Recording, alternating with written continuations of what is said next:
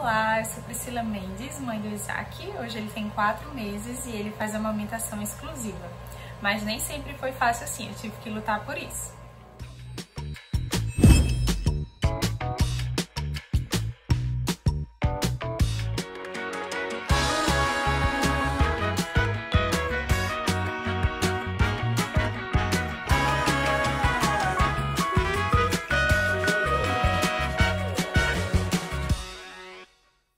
Então, como eu disse para vocês anteriormente no meu relato de parto, eu estudei bastante para o parto, mas eu não estudei tanto assim para amamentação, então eu sofri um pouquinho. Eu tive bastante fissura mamilar e tive mastite.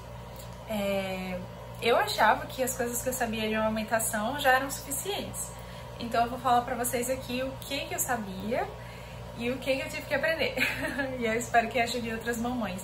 Se você tem fissura mamilar, eu sei o que é isso, sei como é difícil, sei como dói, e foi isso que me motivou a fazer esse vídeo e todos os outros. Então, a primeira coisa que eu sabia era a importância do aleitamento materno, que diminui o risco de mortalidade infantil nos primeiros anos de vida. Eu tinha ouvido que diminui o risco de problemas respiratórios. Ouvi que o leite materno tem tudo que o bebê precisa para se nutrir ou para saciar a sua sede. Então, tudo isso eu sabia e eu queria muito ter essa oportunidade. Eu não sabia se ia conseguir, mas que eu ia tentar. A segunda coisa que eu sabia era a técnica em C, que é a técnica para pega correta do bebê na mama, né, no mamilo. E isso eu aprendi num curso que eu fiz antes de ter bebê com minha amiga Pri. Ela é enfermeira e consultora de amamentação e foi muito importante. Eu vou ver se eu trago ela aqui para ensinar a vocês. A terceira coisa que eu sabia era o estímulo na bochecha. Assistindo alguns vídeos da Bebê Dorminhoco, eu aprendi que enquanto o bebê mama, ele relaxa e às vezes dorme. E aí ela ensinava que é necessário acordar o bebê, estimular ele a voltar a mamar até ele realmente estar completamente saciado, porque quando a barriguinha dele tá bem cheia, né, ele tá bem saciado, ele dorme bem. Então isso é uma coisa que eu check. A quarta coisa que eu sabia era sobre a apojadura, o evento da apojadura, né? No início, o bebezinho ele começa a mamar, no primeiro dia é o colostro, e depois esse leite vai amadurecendo, ele desce, né, com 3 ou 4 dias pós-parto, e ele começa a amadurecer, ele vem mais branquinho. E eu já tinha ouvido falar que a mulher sente uns calafrios, ela pode sentir febre, a mama fica bem túrgida, só que eu não sabia quão mal a gente pode se sentir. Então aconteceu, por exemplo, de eu estar, quando a gente chegou em casa, acho que um dia depois, eu passei o dia normal e tal, e eu fui tomar banho. Quando eu saí do chuveiro, em 1 hora eu não estava sentindo nada. Logo em seguida eu estava no corredor, eu senti um calafrio, uma moleza, como se fosse desmaiar ali, e uma sensação muito estranha, de que eu queria chorar. E aí eu chamei pelo meu esposo, ele foi lá correndo me ajudar, e eu lembrei, acho que isso é o leite descendo. E a minha médica já tinha me orientado, eu tomava Tilenol 6 horas, e isso ajudou bastante. A quinta coisa que eu sabia, que eu também aprendi no curso de amamentação, foram as posições que o bebê ele pode assumir para mamar. Então eu vou pegar aqui esse travesseiro, que ele pode mamar naquela posição, né, mais comum.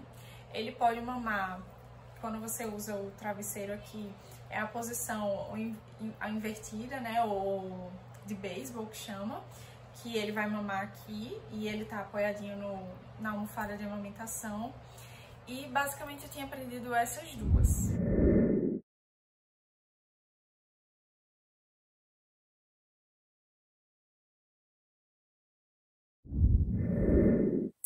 Então, a sexta coisa que eu sabia é que existem pomadas que ajudam a mulher quando ela tem fissura mamilar, então ajuda a cicatrizar ou prevenir. Então, antes de ter bebê, a gente comprou essa pomada aqui, Purilan, acho que algumas outras chamam Lanolin, né, que é o produto dela realmente. E também depois me indicaram essa aqui, Gamastan. Porém, nenhuma das duas, elas ajudavam um pouco, mas realmente como a minha fissura era muito grande, não resolveram o meu problema. Mas quem puder ter, pode ser que seja útil. E a sétima coisa que eu sabia, que eu acho que é uma das mais importantes, é que eu aprendi que mais importante do que a mulher vai comer é ela beber muito líquido. É isso que vai fazer com que mais leite seja uma das coisas, né, que vai fazer com que mais leite seja produzido. Então, antes de ter bebê, eu já comprei minha garrafinha, porque eu ia deixar do lado do berço realmente, ia tomar sempre. E assim eu fiz. Até porque, gente, dá muita sede mesmo. É muito interessante isso. E é engraçado porque eu senti muito mais fome amamentando depois de ter bebê do que na gravidez. Muito mais, tipo, 5 vezes mais. E o bebê, como ele, né, eles mamam muito geralmente, depende do bebê também, mas o meu bebê ele mamava muito e acabou que você perde esse peso, eu perdi esse peso tranquilo. Então agora vamos para o que eu não sabia da amamentação. O quanto que mastite é ruim, gente, é muito difícil mesmo, eu sentia bastante febre e eu me sentia incapaz de cuidar do meu bebê e até amamentar, era uma moleza, eu só queria ficar na cama. Eu tomava Telenol, passava, eu ainda não sabia que estava com mastite. Mas aí eu fui procurar médica e ela me ajudou, né? Ela passou um antibiótico e me encaminhou para o banco de leite para que o leite que estava acumulado no meu seio fosse drenado, porque eu não estava conseguindo tirar nem com a bombinha, nem manualmente. Fiquei lá com ele na salinha, esperando a enfermeira me chamar, com bolsa, com o menino no colo e super sensível, uma mistura de emoções. Bem inexperiente, então eu tava pedindo a Deus, Senhor, sozinha, né? Senhor, que ele não comece a chorar, que ele não faça cocô, que ele não queira mamar, porque minha mama tá doendo muito. E não teve jeito, ele realmente começou a chorar, quis mamar e eu só pensei assim, eu preciso sair daqui, eu não sei como que eu vou fazer isso. Eu peguei ele no colo, acho que quem olhava de fora, né, quem olha de fora, uma mãe, assim, no puerpério, eu acho que tá tudo sob controle. Enfim. Mas eu peguei ele no colo e saí. Hoje eu acho engraçado, né? Mas na hora foi bem triste.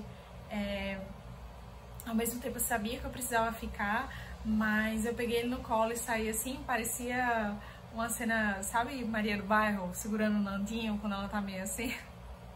Pronto, eu me senti assim, Maria do Bairro. Aí é aquela cena, né? Só que aí Deus usou uma enfermeira e ela foi muito sensível, uma profissional muito humana. Ela me procurou, não, vem cá, você tá indo aonde? Não, espera, o que você precisa? Vamos trocar seu bebê. E ela trouxe o que eu precisava. Você quer ir pra uma salinha pra dar de mamar mais privado, né? Porque, enfim, tudo novo. E assim, eu sou muito grata àquelas mulheres, né? As enfermeiras que me atenderam, tanto a médica que me atendeu, quanto a enfermeira que passou a tarde inteira drenando leite. E quando isso não acontece, algumas mulheres ficam com pus acumulado, uma região fica avermelhada e às vezes é tão sério que tem que fazer uma drenagem mesmo, fura aquela parte e tem que tirar em outra área que não é pelo mamilo. Então é uma coisa realmente a se ter cuidado. E o que é a mastite, né? A mastite é uma infecção dolorosa do tecido mamário. Isso acontece quando a gente não retira o excesso de leite e ele fica ali armazenado. E pode entrar, através da fissura mamilar, bactérias que infeccionam. E aí, isso faz com que você tenha febre, dor no corpo, moleza, é bem difícil. Então, outra coisa que eu não sabia é o quão imprescindível anote aí, retirar o leite em excesso. Então, tanto para o início da mamada, o que estava acontecendo? Com a descida do leite, veio muito leite, então a mama fica muito túrgida. E aí o bebezinho, ele tenta pegar, só que como a mama tá dura, ele escorrega e vai pra ponta. E aí sempre que ele chorava, né, eu ia naquele susto, já ia tentar colocar, eu já tentava fazer a pega correta, e todas as enfermeiras que vinham diziam, olha, a pega tá ótima, a pega dele tá correta. Só que depois, né, a consultora de amamentação percebeu que, como minha mama tava muito túrgida, eu não tava tirando um pouquinho do leite, a boquinha do bebê tava escorregando e aí machucava o bico do peito, né? Então, dica aí pra vocês, mamães de primeira viagem também, mesmo assim, o bebê começou a chorar, chama seu esposo, chama alguém que possa ajudar, pede pra ele ficar acalmando. Você vai na pia ou com um potinho e você vai drenando um pouquinho desse leite até você sentir o seu mamilo bem mole, para que o bebê ele possa pegar sem escorregar. Isso me ajudou muito. Outra dica é que inicialmente eu não conseguia eu mesmo drenar assim o leite, ele não saía com facilidade. E eu percebi que molhando um pouquinho do meu dedo na água, na pia e passando, fazia com que o leite começasse a sair. Até porque é muito interessante isso, o bebê ele só começa a produzir saliva mais ou menos por volta do 2º mês. E eu percebi que no meu caso fez muita diferença. Minha irmã já tinha falado pra mim, né, Pri, quando chega mais ou menos com 45 dias, a gente não sente mais nada de dor. E realmente, eu sentia bem menos e quase nada. Então a salivação ajuda bastante a escorregar, o bebê fazer o movimento da forma correta. Também é muito importante retirar o excesso de leite depois da mamada. Então, se você percebe que uma mama ele mamou bem, mas a outra nem tanto, então tira esse excesso. Não precisa esvaziar total, mas tirar bastante o excesso desse leite para não ficar armazenado e gerar uma futura mastite. Como fazer a retirada desse leite? Aqui nós usamos muito a bombinha da Medela. Foi muito útil e também eu aprendi a fazer a ordenha manual. Eu vou colocar aqui em seguida o vídeo de como que eu faço. Massageie a diagonal com a palma das mãos. Você também pode fazer o shake e massagear com a ponta dos dedos em toda a extensão.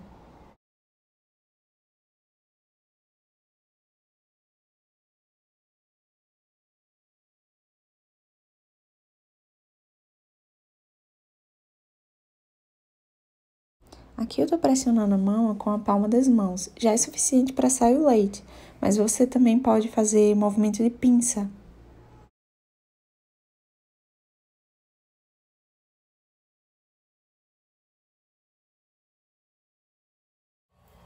Então, só dica pra vocês, que eu também não sabia, eu vou tirar leite até quando?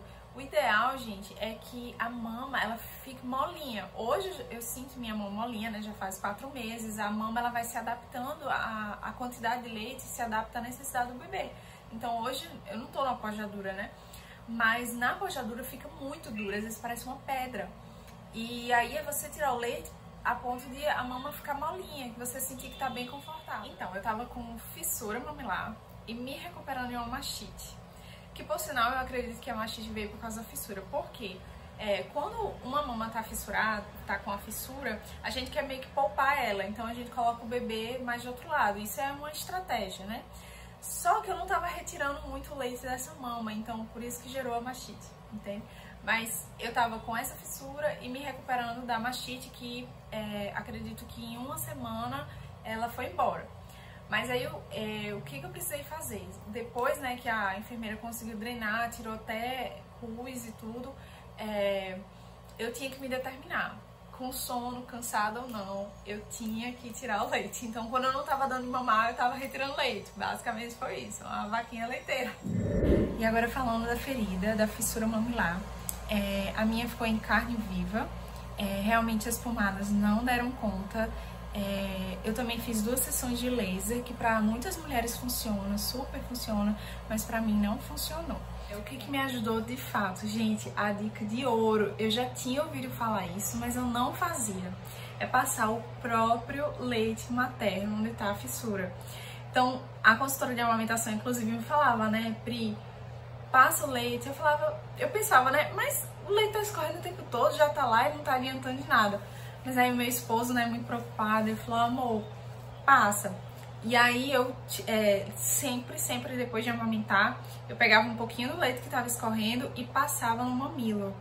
Gente, era milagroso, muito mais do que a pomada. Na próxima mamada a gente tava cicatrizado, assim, cicatrizando, né? E assim eu fui fazendo e a cicatrização foi muito mais rápida. A outra coisa que me ajudou muito foi descansar. E nessa hora, a terapia pra mim, né, que eu falei pra minha psicóloga, eu quero fazer terapia na amamentação, no puerpério. Porque dizem que é uma loucura, não sei como é que vai ser o meu, eu quero fazer. E foi muito bom mesmo. E aí, conversando com ela, eu tô pensando em desistir da amamentação, porque eu não tô conseguindo, dói muito, é desesperador. Quando ele quer mamar, dói muito, assim, às vezes eu chorava, eu urrava de dor. E nessa hora, gente, o parceiro, né, o seu esposo, as pessoas que estão lhe ajudando, contribuem muito, né, assim, ele sempre chegava e me abraçava, amor, você vai conseguir, vai dar certo, de forma que tanto no parto quanto na amamentação, eu sei, né, que é a mulher passando por aquilo, mas eu sentia que era nós dois, porque nós dois estávamos no barco, sabe? Então ele abraçava, segurava o bebê quando eu estava preparando a mama, enfim, é muito importante, dica aí para os homens, para os parceiros, para as pessoas que estão ajudando. Ele também sempre, quando eu tava amamentando, ele chegava, amor, você quer água? Trazia um copo de água, garrafinha. Durante as madrugadas que eram difíceis, né, que eu chorava de dor, ele não ia dar de mamar, mas ele sempre acordava e ficava lá comigo. Ou então, se eu tava na cama, ele ia pegar o bebê, trazia pra mim, pra eu não ter que levantar. Como eu falei, eu tava com a mastite e com a fissura, e nesse dia eu pensei em desistir, né, tava me recuperando a mastite. E aí, eu entrei na terapia, né, falei com minha psicóloga, beijo, Rani, obrigada. E ela falou, Pri, que tal se você descansar, não decide nada agora de desistir da amamentação, que tal se você descansar por alguns dias e ver se recupera melhor e aí você volta. E ela disse que fez isso, né, com a filhinha dela, quando ela teve. E aquele meu medo, né, de, e se sei lá, o leite acabar porque ele não tá mamando, e se ele errar, pega depois, enfim. Então, mas aí eu resolvi deixar isso de lado e, ok, pra minha sanidade mental, pra eu continuar amamentando meu filho, eu preciso disso. Então, durante 3 dias, o que foi que eu fiz? No início a gente dava na mamadeirinha, ele pegou a mamadeira, a gente tentou a colher dosadora, tentamos o copinho, mas fazia uma lambança e ele não pegou. Mas aí a gente colocou na mamadeira, ele tinha muita fome, já pegou de cara. Eu tirava o leite e ele tomava. Mas o meu estoque acabou e aí foi outro medo, né? Usar a fórmula. Ai, vai usar a fórmula, e se der alguma coisa no menino e tal. Mas acabou que realmente foi por 3 dias e deu super certo. Então, no 3º dia eu vi que já tinha recuperado o suficiente e a bombinha, de tanto eu usar, já estava começando a ferir também. Então eu falei, não, vamos voltar pra mamar. E aí o que eu fiz, né? Todo mundo falava da pega correta, apesar de todos os enfermeiros e enfermeiras que olhavam, dizia que meu bebê tinha a pega correta. Mas eu forcei ainda mais essa pega, no sentido de que eu amassei bem, fiz um sanduíche bem, e tentei colocar o mamilo lá dentro da garganta dele, né? E então eu estimulava aqui pra ele abrir a boquinha com o próprio peito. Quando tava bem aberta é que eu botava lá dentro. E aí, junto com esvaziando um pouquinho o peito, molhando um pouquinho, né, pra sair o leitinho, deixar mais fácil pro bebê, pra diminuir a força de sucção que ele tem que fazer, isso me ajudou bastante. E passando o leite, né, que cicatrizava. Então essas coisas me ajudaram muito. No desespero para amamentar, a gente tentou também o bico de silicone. Meu esposo correu na farmácia, comprou um. E aí eu fui, coloquei e já coloquei ele para mamar. Eu acho que eu não coloquei correto, não sei. Mas quando meu bebê pegou, a boca dele escorregou, o silicone escorregou e arrancou um pedaço do meu mamilo. Então a dor foi muito grande. A primeira cena que apareceu na minha cabeça, primeiro eu gritei de dor, e a cena que apareceu na minha cabeça foi daquele filme Tubarão. Pronto, foi esse. Depois eu até tirei a foto, não sei se eu vou colocar aqui, mas eu tirei a foto do pedaço, né, que ficou na minha mão. E ficou cheio de sangue. A gente também comprou, a gente suspeitou, né, será que é a marca e tal? A gente comprou qualquer uma. A gente suspeitou disso e a gente comprou o da Medela, mas eu nem cheguei a usar, eu fiquei tão traumatizada que eu nem quis tentar mais, então tá aqui. Mas assim, eu sei que para algumas mulheres funcionou muito. mas pra mim não funcionou. Eu pensei em desistir, tava muito frustrada, porque todo mundo falava assim, ah, é a pega, é a pega. E quando ia ver, ele tava pegando correto. E eu ficava assim, meu Deus, o que é? Me ilumine, me ajude a ver, né?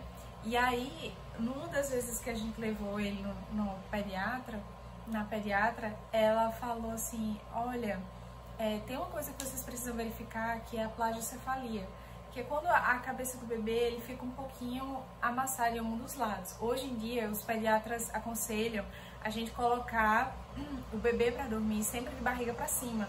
E de fato, no início os bebês dormem muito, então ele dormia muito tempo de barriga para cima e acaba achatando um ladinho ou outro. E quando o bebê tem uma preferência por dormir ou olhar sempre para um lado, como se fosse um torcicolo, isso pode acontecer.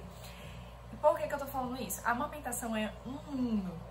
E aí, quando a gente foi ver essa plagiocefalia, né, a gente levou na osteopata, a gente descobriu que a plagiocefalia, ela pode inclusive fazer com que o bebê ele tenha preferência por uma das mamas, porque ele consegue virar a cabeça mais para um lado que para o outro.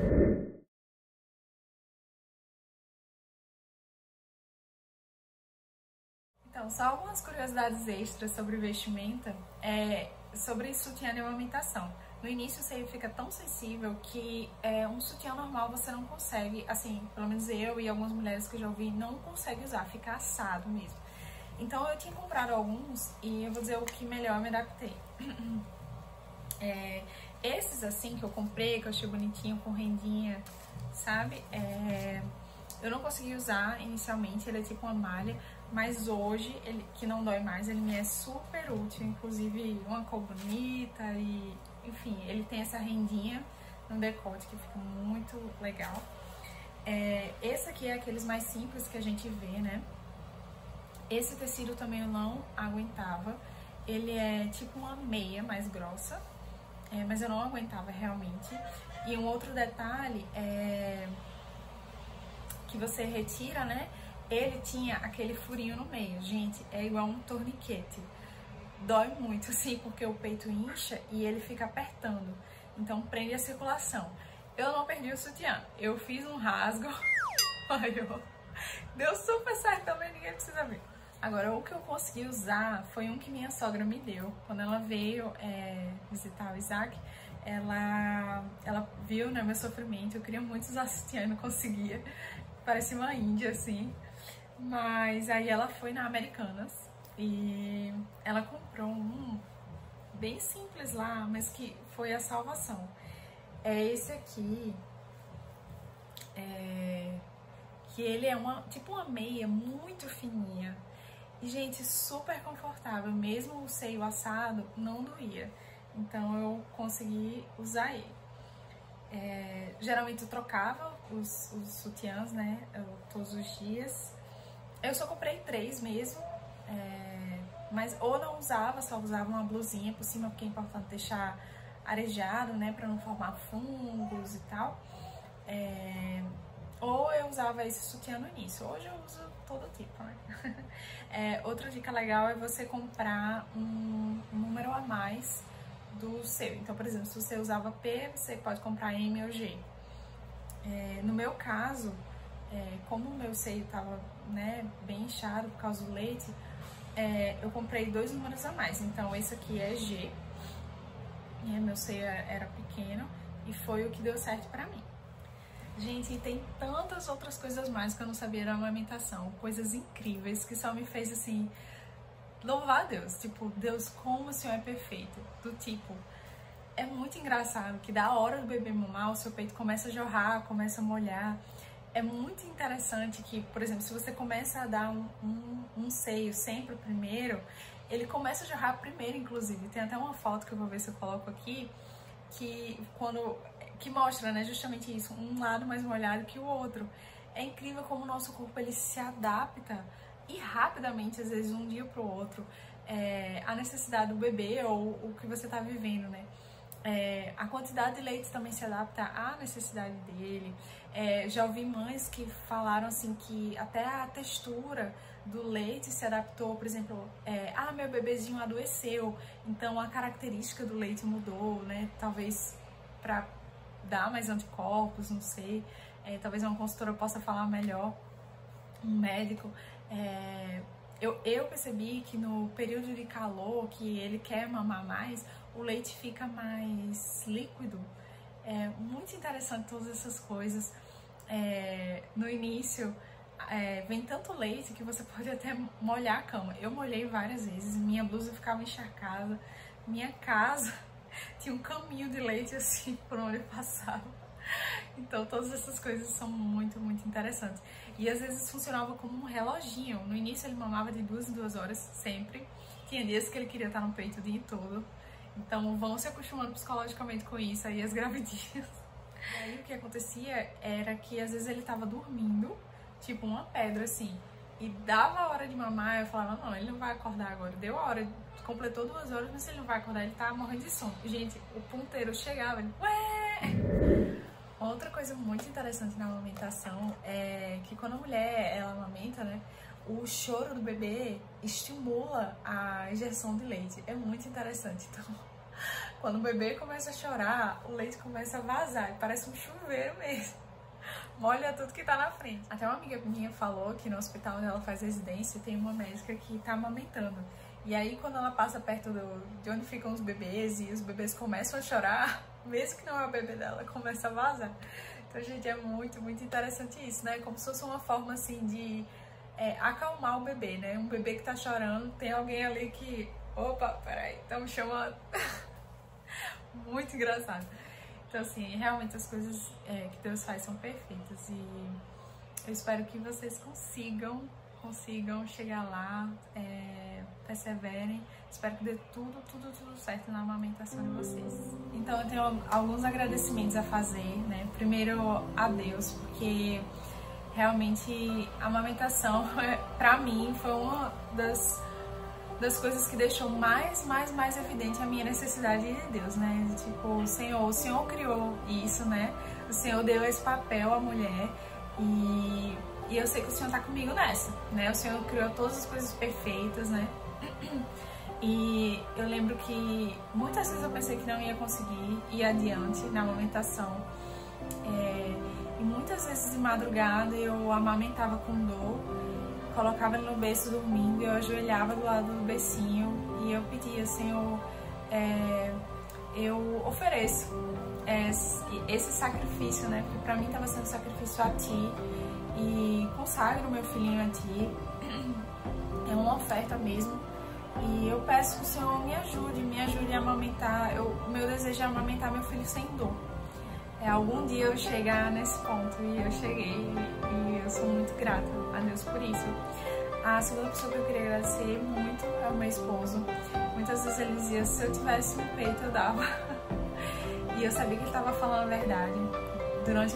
Aliás, todas as madrugadas, ele não precisava acordar, mas ele acordava só pra ficar comigo e me dar apoio psicológico.